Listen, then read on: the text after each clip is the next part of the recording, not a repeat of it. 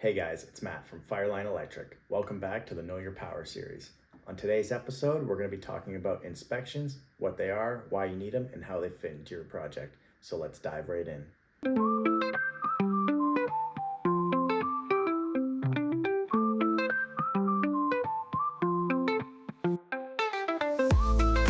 So if you're a homeowner doing your own electrical work, or you've hired a licensed electrical contractor for your project, inspections are a super important part of the project.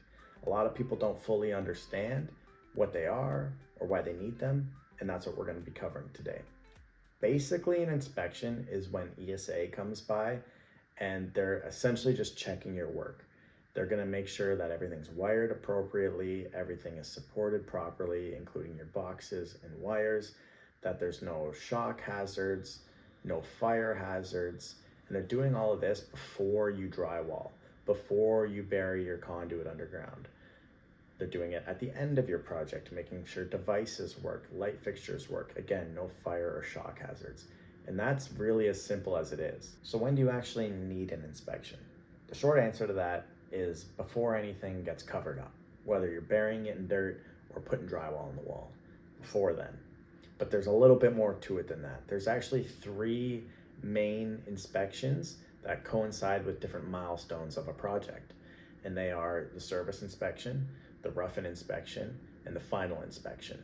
And we're gonna break those down each real quick, super simple. So to start the service inspection, this one most do-it-yourselfers aren't really gonna be involved with. It's a little bit more complex of a project usually than most homeowners are comfortable doing. But essentially, just know you can't get power hooked up by hydro until this inspection's done. The second inspection is the rough-in inspection. Now this is where most homeowners are going to come into play. Once you've run all your wires, terminated the wires into your boxes, supported them with staples, and you're otherwise done, ready to insulate and drywall, you're going to call ESA before you cover anything.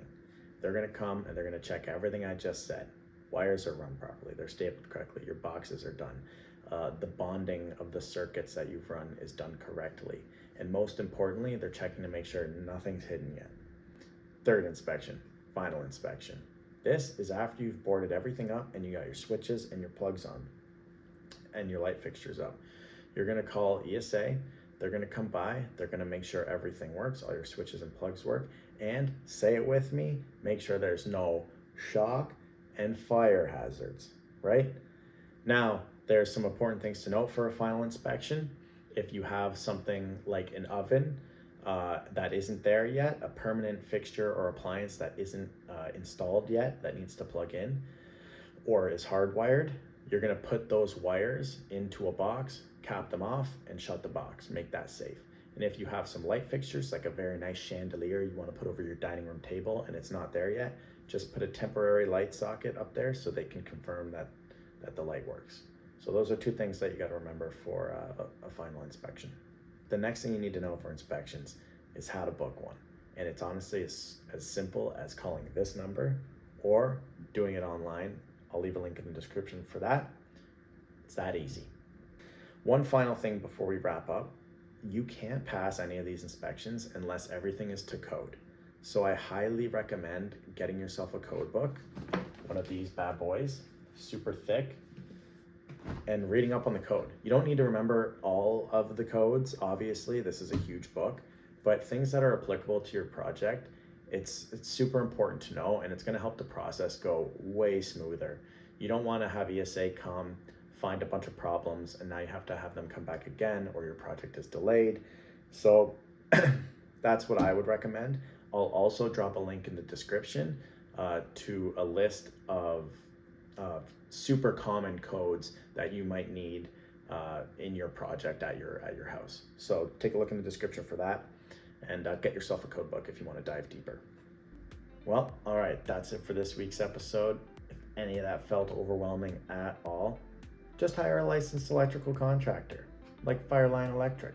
We'll deal with all of the stress for you. You don't have to worry about anything. There's no shame in that.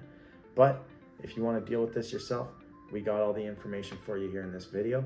And I'm also going to link in the description a lot more resources that can help you out. We're going to talk about booking inspections, buying a code book, code breakdowns, and the inspection checklists that ESA provide for different inspection milestones. So we'll have all that for you in the description.